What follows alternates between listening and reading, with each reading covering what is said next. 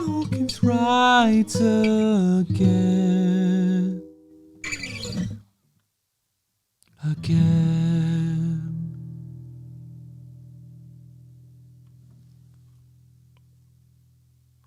Good day to you, it is I, Justin Hawkins.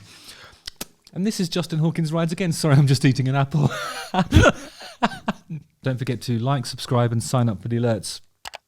Today I'm going to be talking about lyrics, which is a subject that's so close to my heart. I think I care about lyrics more than life itself. And that's a lot. I wanted to talk about whether it's possible to make a lyrical faux pas. If so, what would they be? I mean, obviously there's subject matters that we all have to avoid. There's certain opinions that you shouldn't put in songs. Or you shouldn't express in songs anyway. But I'm going to look at some sort of big examples of very, very successful songs. And then some less successful songs. Some examples of amazing lyrics and utterly terrible lyrics. Like James Blunt, for example. I love James Blunt. I think he's hilarious, especially on Twitter. I used to know him pretty well. He was we were label mates on Atlantic and always got on really well with him. He had a song called You're Beautiful. Do you remember that one? You're beautiful, beautiful, beautiful, it's true. That one. You're beautiful, you're beautiful. There was something that just jarred with me a little bit, and I'm just going to tell you what it was. How do I make lyrics come on my phone? Okay. My life is brilliant. My life is pure. My love is pure. I saw an angel, of that I'm sure. She smiled at me on the subway. Americanized. She was with another man, but I won't lose no sleep on that because I've got a plan. And then he goes, you're beautiful, you're beautiful, you're beautiful, it's true. I saw your face in a crowded place and I don't know what to do because I'll never be with you. So my problem is that the direction of the song changes from somebody who's certain of what to do. He literally says, I've got a plan. He's not going to lose any sleep about the fact that she's with another man because he's got a plan. So then you think, okay, James, what's the plan? And then he goes, you're beautiful, you're beautiful, you're beautiful, it's true. And I don't know what to do because I'll never be with you. But then I came to think, well, maybe it's like, maybe the idea of it is, it's either a song that was written over a long period of time, or if it's capturing a moment, I don't know. For me, I was hoping that it would have like at least a consistent kind of approach to this situation, but it changes. It takes a left turn within the course of like 2 lines even. I don't get it.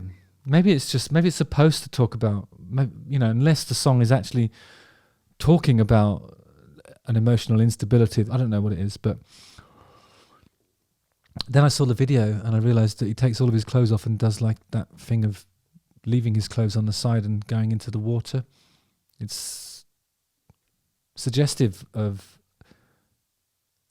an instability that I think people don't appreciate on first listen. So maybe it's either an amazing lyric or an inconsistent one. And it's one of those ones where a few different people are credited as writers, and you sort of think, well, if you're writing lyrics by committee, it's probably quite difficult to have that kind of focus. I always think that one person should write the lyric. And maybe that is what happened here, and that person's a genius. Or maybe the committee lost sight of it, or maybe I'm just getting it badly wrong and it's supposed to be like that. I don't know. I wouldn't put it past him. He's a clever guy. There's no doubt about that. Anyway, so I'll stop talking about that song now. Next one. Oh yeah, there's something that Pharrell did when he was doing the soundtrack of one of those SpongeBob movies. It took me a long time to come to terms with the fact that girl and world. Girl, world. I suppose it works better with an American accent. Girl, world. Those things, I never thought they should rhyme, but I've come to accept that they do rhyme, actually, and it's quite a handy thing to have. Best girl in the world. Best girl in the world. You can do that sort of stuff. It's brilliant. But, excuse me. Then he took it a step too far. Girl, world, and because he was referring to Sandy, Sandy Cheeks, is it a rodent? She's a squirrel. So squirrel, girl, world are all things that we're expected to accept as words that rhyme with each other. I don't know whether it's because I'm too... I don't know what the condition is. I've got something in my brain that stops me from... well, it makes me go crazy when I hear that. Squirrel! It's 2 syllables for a start. Rel, which means that the rel, like at the end of Pharrell, is what you're rhyming. So it should be girl, world, squirrel. It still doesn't rhyme. Doesn't matter what accent you're using, unless you drop the completely and go squirrel, squirrel, girl, world. That's not acceptable to me. I'm sorry. I just can't take it. I can't take it. Speaking of lyrics by committee, I'm just going to look at the lyrics for that Empire State of Mind. This is a really obvious one. Yeah, I'm out at Brooklyn. Now I'm down in Tribeca, right next to the Narrow. But I'll be hood forever. I think we can forgive most of this stuff. I mean, Tribeca, forever. It's okay. All that stuff's okay. The problem I've got is when it gets to the chorus, New York, concrete jungle, where dreams are made of. It sounds like 2 different people have written that sentence. It doesn't make any sense to me at all.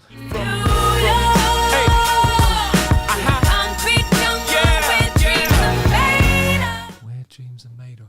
Because dreams are made of... It's like that thing, you know, when you go, Fallout Boy George Michael Jackson 5-star ship. You know, but it has to make sense. Whatever, I mean, it's okay for it to follow on like that, but my brain won't accept it. I just can't see how that concrete jungle where dreams are made of.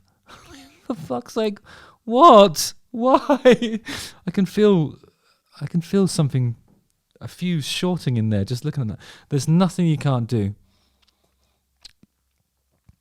Now you're in New York, these streets will make you feel brand new. Big lights will inspire you. Let's hear it for New York. All that stuff makes sense. It's just that where dreams are made of. It's designed to short circuit my brain. I'm sure of it. So in that respect, it's absolute genius. I don't know the other one that I was going to talk about. Well, I've got a list of about 20 songs where I could take umbrage with certain approaches. There's a really interesting one though, the Kings of Leon, Sex on Fire, because that's one that makes me realise that maybe none of that shit matters. Maybe it doesn't matter, because he's singing, "This sets us on fire," in the chorus. That's what he's... Oh, I dropped my apple. 5-second rule? Yeah.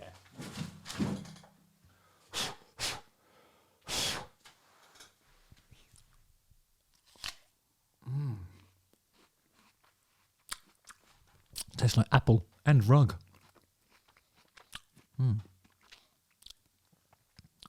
Yeah, this sets us on fire. But I think one of the roadies or one of the road crew or one of the technicians employed by Kings of Leon started referring to the song as Sex on Fire. Or, yeah, they wrote it down as Sex on Fire. And it was a mistake that seemed to be the ideal marketing strategy. Put sex in the title. What happens?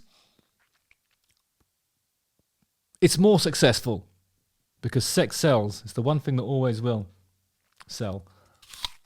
Can't get enough of this. Even though I'm allergic. It burns. But it's worth it. So then it became Sex on Fire. It's immediately a little bit more naughty. Just think about that lyric without the sex element. Let's have a look. Sex on fire. Lay where you're laying, don't make a sound. I know they're watching, all the commotion, the kiddie-like play, have people talking, and then it says, this sets us on fire. The dark of the alley, the breaking of day, head while I'm driving, soft lips are open, knuckles are pale, feels like you're dying. Is that referring to the little death, otherwise known as the orgasm? The greatest. Maybe they changed it. don't know. The story I heard was that it was a misinterpreted lyric, and then the whole song changed. Just goes to show you, inspiration can strike from anywhere, and it doesn't necessarily matter. Well, it matters to me, but that's because I'm what am I? I'm an obsessive. Oh, shit. I've admitted it now. If you share my obsession, please use the comment section below to alert me to other stuff that will literally drive me mad. I'd love to hear it, and I'll remark on it later if it's appropriate. Justin Hawkins writes again. Again. I'm aware that again doesn't rhyme with again, but it sounds exactly the same. Oh, it is the same. Like, subscribe, sign up for the alerts, and watch one of these 2 videos. Cheers.